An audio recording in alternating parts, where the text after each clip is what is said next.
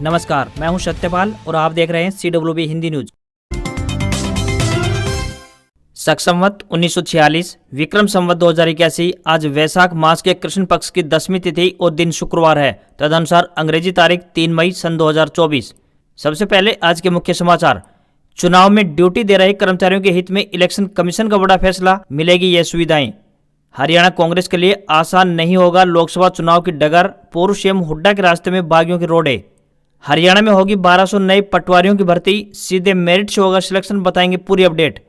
हरियाणा में कांग्रेस प्रत्याशी पर मंडराया गिरफ्तारी का खतरा, पूर्व सीएम खट्टर से जुड़े मामले में हाईकोर्ट में अब 7 मई को होगी सुनवाई। CBSE बोर्ड की 10वीं और 12वीं कक्षा का परिणाम एरर फ्री बनाने के लिए की जा रही है क्रॉस चेकिंग, 2 हफ्तों में जारी होगा रिजल्ट। हिसार से होकर गुजरेगी Bhavnagar terminus Haridwar special train, बताएंगे टाइम टेबल और स्टॉपेज। 9 हिंसा वाली सीट पर योगी आदित्यनाथ की डिमांड बढ़ी। हरियाणा में बीजेपी के 40 स्टार प्रचारकों में शामिल यूपी के सीएम योगी आदित्यनाथ हैं, तो वहीं मोदी और अमित शाह 2 बार आएंगे हरियाणा। हरियाणा वेटनरी सर्जन का रिजल्ट जारी, 570 अभ्यर्थी हुए पास। HPSC ने 2022 में निकाली थी वैकेंसी, 383 पदों पर होने जा रही है ये भर्ती। जिला एवं सत्र न्यायालय यमुनानगर में आई स्टेनोग्राफर के पदों पर भर्ती, आप भी भेज सकते हैं अपने आवेदन, बताएंगे पूरी खबर। हरियाणा से होकर गुजरने वाली 4 ट्रेनें इन तारीखों पर रहेंगी रद्द, वहीं रूट डाइवर्ट से संचालित होंगी ये ट्रेनें। पूर्व विधायक जोगीराम भाजपा में हुए शामिल, कुरुक्षेत्र में हुई भाजपा की रैली में सीएम नायब सिंह सैनी ने उनको पार्टी में शामिल किया। हरियाणा में करनाल उपचुनाव के लिए कांग्रेस ने घोषित किया प्रत्याशी, पंजाबी चेहरे त्रिलोचन सिंह पर खेला दांव। हरियाणा बोर्ड 10वीं का रिजल्ट 10 मई को जारी होगा, 8 मई तक मार्किंग खत्म करने का ऑर्डर। पहली बार इंटरनल असेसमेंट व थ्योरी के नंबर जुड़ेंगे। 10 मई से शुरू होगी 4 धाम यात्रा, इस बार मिलेगी खास सुविधा, नए आस्था पथ से पहुंचेंगे श्रद्धालु। हिसार के 2 गांव में रणजीत चौटाला और दिग्विजय चौटाला का विरोध हुआ, किसानों ने रोका काफिला, नहीं जाने दिए गांव के अंदर, बोले सत्ता सुख में हमें बुलाया, तो वहीं महिलाओं ने दिखाई काले झंडे। और सनराइजर्स हैदराबाद ने इंडियन प्रीमियर लीग 2024 के रोमांचक मुकाबले में राजस्थान रॉयल्स को 1 रन से हरा दिया। और अब खबरें विस्तार से। देश के कई राज्य आजकल लू की चपेट में हैं, क्योंकि इन दिनों भीषण गर्मी का प्रकोप जारी है। दोपहर के समय घर से निकलना ही मुश्किल हो चुका है। विभाग द्वारा जानकारी दी गई है कि मई के महीने में राष्ट्रीय राजधानी क्षेत्र सहित उत्तर भारत के कई इलाकों में तापमान सामान्य से ज्यादा रह सकता है। इस दौरान आम जनमानस को लू का सामना भी करना पड़ सकता है। मई के महीने में उत्तर भारत के राज्य पंजाब, हरियाणा, चंडीगढ़, पश्चिमी उत्तर प्रदेश, दिल्ली में तापमान सामान्य से ज्यादा रह सकता है। इसके अलावा उत्तर प्रदेश, दिल्ली, चंडीगढ़, हरियाणा, पंजाब, पूर्वी मध्य प्रदेश, छत्तीसगढ़ के कुछ इलाके, पश्चिम बंगाल में गंगा के मैदानी इलाके, उड़ीसा, झारखंड और बिहार सहित कई इलाकों में कुछ दिन लू चलने की संभावना जताई गई है। अब की बार मई के महीने में दक्षिणी राजस्थान, पश्चिमी मध्य प्रदेश, विदर्भ, मराठवाड़ा और गुजरात में 5 से लेकर 8 दिनों तक लू चल सकती है। मौसम विभाग द्वारा दी गई जानकारी के अनुसार 4 से 6 मई के बीच पश्चिमी उत्तर प्रदेश, चंडीगढ़, दिल्ली, राजस्थान, पंजाब और हरियाणा में आंधी तूफान के साथ बारिश देखने को मिल सकती है। डिस्ट्रिक्ट एंड सेशन जज यमुनानगर में स्टेनोग्राफर के पदों पर भर्ती के लिए आवेदन मांगे गए हैं। जो भी उम्मीदवार इन पदों के लिए इच्छुक है वे अपने आवेदन भेज सकते हैं। यह भर्ती एडॉक आधार पर की जा रही है। पुरुष या महिला जो भी उम्मीदवार इच्छुक हैं वह अपने आवेदन भारतीय डाक के माध्यम से भेजें। आवेदन करने की अंतिम तिथि की बात करें तो 18 मई 2024 है। शॉर्ट हैंड परीक्षा की तिथि 26 मई 2024 को आयोजित करवाई जाएगी। परीक्षा के स्थान की बात करें तो न्यायिक परिसर जगाधरी, जिला यमुनानगर में होगा। इन पदों के लिए उम्मीदवार ग्रेजुएट होने चाहिए तथा उन्हें कंप्यूटर ज्ञान होना चाहिए। इसके साथ ही अंग्रेजी स्टेनो में उनकी स्पीड 80 शब्द प्रति मिनट की होनी चाहिए। किसी भी वर्ग के उम्मीदवार को कोई भी आवेदन शुल्क नहीं देना होगा। न्यूनतम आयु 18 वर्ष और अधिकतम आयु 42 वर्ष तय की गई है। इन पदों के लिए आपको ऑफलाइन आवेदन भेजने होंगे। हरियाणा में लोकसभा चुनाव के लिए कांग्रेस पार्टी द्वारा प्रत्याशियों की घोषणा के बाद टिकट के दावेदारों में असंतोष बढ़ता जा रहा है। कई लोकसभा क्षेत्र ऐसे हैं जहां टिकट आवंटन के बाद काफी दावेदारों की नाराजगी बढ़ गई है। इन दावेदारों ने टिकट कटने के बाद अपने अपने समर्थकों की बैठक बुलाकर कांग्रेस हाईकमान के प्रति अपना गुस्सा जाहिर किया है। गुरुग्राम लोकसभा सीट से टिकट के सबसे मजबूत दावेदार रहे कांग्रेस ओबीसी सेल के प्रधान कैप्टन अजय यादव थे, लेकिन पार्टी हाईकमान ने उनकी जगह पर फिल्म अभिनेता राज बब्बर को प्रत्याशी घोषित कर दिया है। हालांकि राज बब्बर को टिकट देने की औपचारिक रूप से कैप्टन ने भी तारीफ की है, लेकिन साथ ही हुड्डा पर यह आरोप लगा दिया है कि हरियाणा कांग्रेस के कुछ नेता पार्टी के वरिष्ठ नेताओं को खत्म करने का षड्यंत्र रच रहे हैं। अब उनके विधायक बेटे चिरंजीवी राव ने अपने समर्थकों की बैठक बुलाई थी, जिसमें उन्होंने कहा कि कांग्रेस हाईकमान से हमारी टिकट काटने की वजह पूछी जाएगी। पिछले लंबे समय से हम लोकसभा क्षेत्र में लोगों के मुद्दों को उठा रहे थे, पार्टी को मजबूती के लिए काम कर रहे थे, लेकिन बाहरी उम्मीदवार उतारकर पार्टी ने हमारी अनदेखी की है। कांग्रेस पार्टी की गुटबाजी का सबसे ज्यादा असर भिवानी महेंद्रगढ़ सीट पर देखने को मिल रहा है। कांग्रेस हाईकमान ने यहां से राव दान सिंह को टिकट दिया है, जबकि कुमारी शैलजा और रणदीप सुरजेवाला यहां से श्रुति चौधरी के लिए पैरवी कर रहे थे। राव दान सिंह हालांकि किरण को मनाने की कोशिश कर रहे हैं। किरण ने उनसे बातचीत करने में भी रुचि दिखाई है, मगर वे चुनाव में राव दान सिंह का साथ देंगी इसकी कम ही संभावना नजर आ रही है। किरण चौधरी और श्रुति चौधरी भिवानी में समर्थकों की बैठक बुलाकर घोषणा कर चुकी है कि वे पार्टी के फैसले के साथ हैं। पूर्व मुख्यमंत्री भूपेंद्र सिंह हुड्डा से सबसे ज्यादा नाराजगी की बात करें तो उनके समधी करण दलाल दिखा रहे हैं। वो फरीदाबाद लोकसभा सीट से टिकट की मांग कर रहे थे, लेकिन कांग्रेस हाईकमान ने पूर्व राजस्व मंत्री महेंद्र प्रताप को उम्मीदवार घोषित कर दिया। वो 20 साल पहले वर्तमान में फरीदाबाद सीट से बीजेपी प्रत्याशी कृष्णपाल गुर्जर को हरा चुके हैं। हुड्डा हालांकि करण दलाल की टिकट की पैरवी कर रहे थे, लेकिन जातीय समीकरण आड़े आ गई। वहीं टिकट कटने पर करण दलाल ने भी अपने समर्थकों की बैठक बुलाई थी और उसमें उन्होंने बयान दिया था कि वे ईंट से ईंट बजाना जानते हैं। दलाल पर फरीदाबाद से निर्दलीय चुनाव लड़ने का दबाव भी है। हुड्डा के सामने दलाल यह कदम उठा पाएंगे इसकी संभावना भी कम ही दिखाई दे रही है। कांग्रेस हाईकमान द्वारा जिस तरह से हुड्डा की पसंद के टिकट बांटे गए हैं, उनसे एक बात तो साफ हो गई है कि इसी साल अक्टूबर महीने में होने वाले विधानसभा चुनाव में भी हुड्डा की पसंद या नापसंद का ख्याल रखा जाएगा, लेकिन यह लोकसभा चुनाव के नतीजों पर काफी हद तक निर्भर रहने वाला है।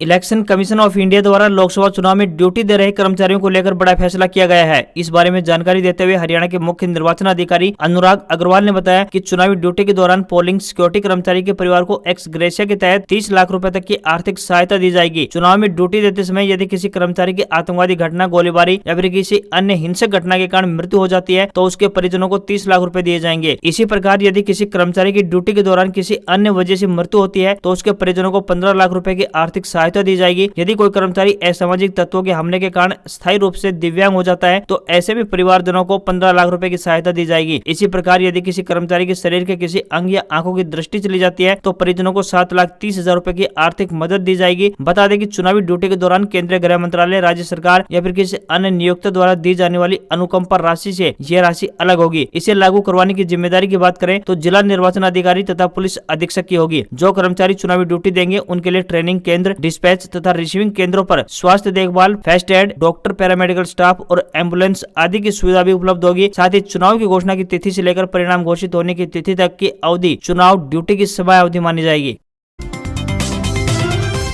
हरियाणा के बेरोजगार युवाओं के लिए एक बड़ी खुशखबरी है। आपको बता दें कि जल्द ही 1200 नए पटवारियों की भर्ती होने जा रही है। जी हां, आपको बता दें कि जल्द ही 1200 पदों पर पटवारियों को नियुक्त किया जाएगा। यह भर्ती हरियाणा कौशल रोजगार निगम यानी HKRN के तहत की जाएगी। विभाग की ओर से इसके लिए आदेश जारी किया गया है। कहा जा रहा है कि जैसे ही ये आदेश लागू होते हैं, हरियाणा में 1200 नए पटवारी कौशल रोजगार के जरिए नियुक्त किए जाएंगे। हरियाणा की भूमि रिकॉर्ड निदेशक द्वारा उपायुक्तों और मंडल आयुक्तों को भेजे गए पत्र में उनसे अपने अपने जिलों के लिए पटवारियों की मांग को हरियाणा कौशल रोजगार निगम के पोर्टल पर चढ़ाने के लिए निर्देश दिया गया है, ताकि अनुबंध के आधार पर नई भर्ती की प्रोसेस को पूरा किया जा सके।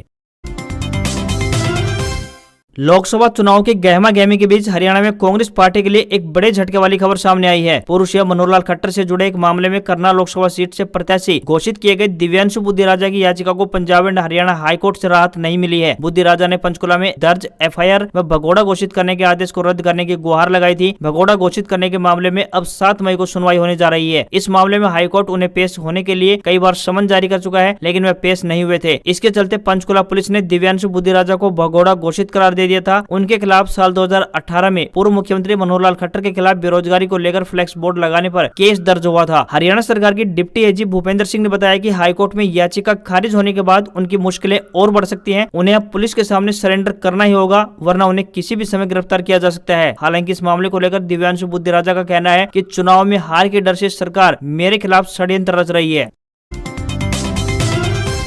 केंद्रीय माध्यमिक शिक्षा बोर्ड यानी CBSE की 10वीं और 12वीं की परीक्षाएं 15 फरवरी से शुरू हुई थी। बता दें कि 10वीं के एग्जाम 26 मार्च तो वहीं 12वीं के एग्जाम 2 अप्रैल को खत्म हुए थे। इन परीक्षाओं में 10वीं और 12वीं कक्षा के लगभग 30 लाख से ज्यादा विद्यार्थी शामिल हुए थे। परीक्षा समाप्त होने के बाद अब सभी स्टूडेंट्स को रिजल्ट का इंतजार है। अब तक रिजल्ट की तारीख निर्धारित नहीं है, मगर फिर भी 10 से 15 मई के बीच रिजल्ट आने की संभावना बन रही है। पिछली बार 12 मई को परीक्षा परिणाम जारी हुआ था। CBSE की तरफ से रिजल्ट को एरर फ्री जारी करने की दिशा में भी काम किया जा रहा है। क्रॉस चेकिंग की प्रक्रिया भी जारी है। इस प्रक्रिया के पीछे यही कारण है कि रिजल्ट पर किसी भी प्रकार का विवाद न हो। देश भर के सभी 16 रीजन के रिजल्ट एक साथ जारी किए जाने हैं। वहीं 10वीं व 12वीं की परीक्षा परिणाम इस बार बढ़ेगा या कम होगा, इस पर भी सभी की निगाहें टिकी हुई है। साल 2023 के रिजल्ट की बात करें तो 2022 की तुलना में साल 2023 का रिजल्ट कम हुआ था। हरियाणा में रेल यात्रियों के लिए एक और अच्छी खबर सामने आई है। गर्मियों की छुट्टियों में अतिरिक्त यात्री भार को देखते हुए भारतीय रेलवे ने सुबह को एक और स्पेशल ट्रेन की सौगात दी है। यह ट्रेन हिसार रेलवे स्टेशन से होकर गुजरने वाली है। Train number 09271 Bhavnagar terminus Haridwar special Bhavnagar terminus से दोपहर 2:50 पर रवाना होकर सुबह 10:40 पर हिसार पहुंचेगी। यहाँ आधे घंटे के ठहराव के बाद 10:40 पर रवाना होकर रात 8:30 बजे हरिद्वार पहुंचेगी। इसी प्रकार train number 09272 Haridwar Bhavnagar terminus special Haridwar से रात 11:30 बजे रवाना होकर अगले दिन सुबह 9:17 पर हिसार पहुंचेगी। यहाँ से सुबह 9:40 पर रवाना होकर सुबह 7:30 बजे भावनगर टर्मिनस पहुंच जाएगी। बीच रास्ते में यह ट्रेन भावनगर पारा सीहोर गुजरात ढोला बोताद लिमड़ी सुरेंद्रनगर विरमगाम महिसाणा पाटन भीलडी धनेरा रानीवाड़ा मारवाड़ भीनवाल मोदरान जालोर मोकलसर समदड़ी लूनी जोधपुर गोटन मेड़ता डेगाना छोटी खाटू डीडवाना लाडनू सुजानगढ़ रतनगढ़ चूरू सादलपुर सिवानी हिसार जाखल गुरन लेरागागा सुनाम उधम सिंह वाला धुरी पटियाला राजपुरा अंबाला सरसवा सहारनपुर व रुड़की स्टेशनों पर दोनों दिशाओं में ठहराव करती हुई जाएगी।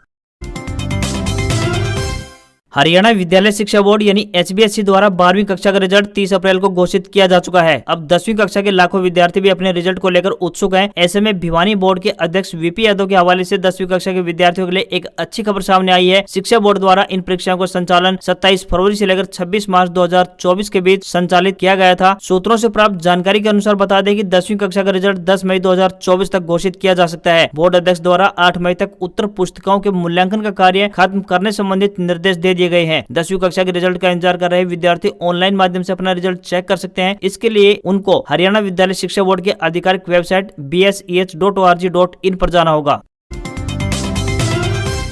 भारतीय जनता पार्टी यानी बीजेपी के केंद्रीय नेतृत्व ने हरियाणा में लोकसभा चुनाव के प्रचार के लिए 40 स्टार प्रचारकों की सूची जारी कर दी है। अब इन स्टार प्रचारकों की रैलियों को लेकर हरियाणा बीजेपी ने बीते दिन रोहतक में लोकसभा चुनाव प्रभारी सतीश पूनिया और CM नायब सिंह सैनी सहित अन्य वरिष्ठ नेताओं ने लगभग 2 घंटे तक मंथन किया। लगभग 2 घंटे तक चली इस बैठक में प्रधानमंत्री नरेंद्र मोदी और केंद्रीय गृह मंत्री अमित शाह को हरियाणा में 2 बार बुलाने पर चर्चा हुई है। इसके अलावा यूपी के CM योगी आदित्यनाथ की डिमांड को देखते हुए गुरुग्राम और अंबाला में उनकी रैलियां कराने पर चर्चा की गई है। वहीं प्रदेश के वरिष्ठ नेताओं की रैलियां कराने पर भी विचार किया गया है। बीजेपी हाईकमान द्वारा जारी की गई 40 स्टार प्रचारकों की लिस्ट में PM नरेंद्र मोदी अमित शाह के अलावा केंद्रीय स्तर के मंत्री CM और सूबे के मंत्री और पूर्व मंत्रियों को जगह दी गई है। इस लिस्ट के मुताबिक बात करें तो PM नरेंद्र मोदी गृह मंत्री अमित शाह केंद्रीय परिवहन मंत्री नितिन गडकरी हरियाणा CM नायब सिंह सैनी यूपी के CM योगी आदित्यनाथ राजस्थान के CM Bhajanlal Sharma MP CM Mohan Yadav Uttarakhand CM Pushkar Singh Dhami पूर्व CM मनोहर लाल खट्टर और पूर्व गृह मंत्री अनिल विज के नाम शामिल है। सूबे की 90 विधानसभा में से 45 पर विजय संकल्प रैली का आयोजन हो चुका है और बाकी की बची विधानसभाओं में रैलियों का आयोजन जल्दी पूरा किया जाएगा। इसके बाद स्टार प्रचारकों की रैलियों का शेड्यूल जारी किया जाएगा। 4 धाम यात्रा पर जाने वाले श्रद्धालुओं के लिए एक अच्छी खबर सामने आई है। बता दें कि 10 मई से इस पवित्र यात्रा की शुरुआत होने जा रही है, जिसको लेकर श्रद्धालुओं में अलग ही उत्साह देखने को मिल रहा है। वहीं 12 मई से बद्रीनाथ यात्रा की शुरुआत होगी, इसलिए बुनियादी व्यवस्थाओं को दुरुस्त करने के साथ ही श्रद्धालुओं की सुविधा के लिए नया आस्था पथ भी बनाया गया है। बता दें कि पिछले साल तक 4 धाम यात्रा में केदारनाथ और हेमकुंड के लिए ही हेलीकॉप्टर सेवा उपलब्ध थी, लेकिन इस बार से हेलीकॉप्टर के जरिए श्रद्धालु बद्रीनाथ भी पहुँच सकेंगे। केदारनाथ गंगोत्री और यमुनोत्री के कपाट 10 मई को खुलेंगे, तो वहीं बद्रीनाथ धाम के कपाट 12 मई को खुलेंगे। इस बार बद्रीनाथ धाम की यात्रा को लेकर आस्था पथ में कुछ बदलाव किए गए हैं। पुराना रास्ता धंसने के चलते अब साकेत तिराहे से अलकनंदा किनारे से होते हुए तकरीबन 100 मीटर के नए रास्ते का निर्माण किया गया है। वहीं बावणी गांव से बद्रीनाथ धाम पहुंचने के लिए तकरीबन 300 मीटर नए रास्ते का निर्माण हो रहा है, क्योंकि रिवर फ्रंट के कार्यों से पुराना रास्ता ध्वस्त हो चुका था। मिली जानकारी के अनुसार बता दें कि एक दिन में 15,000 तीर्थयात्रियों के केदारनाथ धाम, तो 16,000 लोग बद्रीनाथ धाम, 9,000 श्रद्धालु यमुनोत्री, तो वहीं 11,000 लोग एक दिन में गंगोत्री में दर्शन कर पाएंगे। हरियाणा में रेल यात्रियों के लिए एक जरूरी खबर सामने आई है। नॉर्दर्न रेलवे ने जानकारी दी है कि दिल्ली अंबाला सेक्शन पर नीलाखेड़ी स्टेशन पर लूप लाइंस के एक्सटेंशन का काम चल रहा है। इसके चलते इस रूट पर कुछ ट्रेनों को अस्थायी तौर पर कैंसिल, डाइवर्ट या कुछ समय के लिए टर्मिनेट या फिर रीशेड्यूल किया जा रहा है। Train number 14,053 Delhi Daulatpur Chowk express आज रद्द रहेगी। वहीं train number 14,054 Daulatpur Chowk Delhi express आज और कल रद्द रहने वाली है। तो वहीं train number 04140 Ambala cantt Kurukshetra आज रद्द रहेगी। वहीं ट्रेन नंबर 12,312 कालका हावड़ा अंबाला कैंट सहारनपुर मेरठ सिटी खुर्जा से जाएगी। तो वहीं train number 14,034 Katra Delhi express आज 2.5 घंटे की देरी से चलने वाली है। तो वहीं train number 12,414 Jammu Tawi Ajmer express आज 2 घंटे की देरी से चलेगी। हरियाणा के नारनौल पहुंचे पूर्व डिप्टी सीएम दुष्यंत चौटाला ने कहा कि वे भ्रष्टाचार के आरोपों की जांच का सामना करने के लिए तैयार हैं। उनके खिलाफ अगर कोई भ्रष्टाचार की जांच करवाना चाहता है तो बेशक करवा ले। उन्होंने कोई घोटाला नहीं किया बल्कि घोटाला करने वालों की जांचें करवाई हैं। दुष्यंत चौटाला जेजेपी के महेंद्रगढ़ भिवानी लोकसभा क्षेत्र से उम्मीदवार राव बहादुर सिंह का नामांकन कराने पहुंचे थे। राव बहादुर सिंह ने महेंद्रगढ़ भिवानी लोकसभा क्षेत्र के निर्वाचन अधिकारी मोनिका गुप्ता को नामांकन सौंपा। पूर्व डिप्टी सीएम दुष्यंत चौटाला ने कहा कि उन्होंने 4.5 साल बिना किसी लोभ लालच के जनता की सेवा के लिए सरकार में रहकर कार्य किया है। उनके द्वारा कराए गए कार्य को जनता भी जानती है। इस दौरान उन्होंने 1 रुपए का भी घोटाला नहीं किया। कुछ लोग उनके खिलाफ भ्रष्टाचार का आरोप लगाकर जांच करवाने की मांग कर रहे हैं। ऐसे लोगों को भी वो कहना चाहते हैं कि वह किसी भी प्रकार की जांच करवा लें, उसके लिए तैयार है।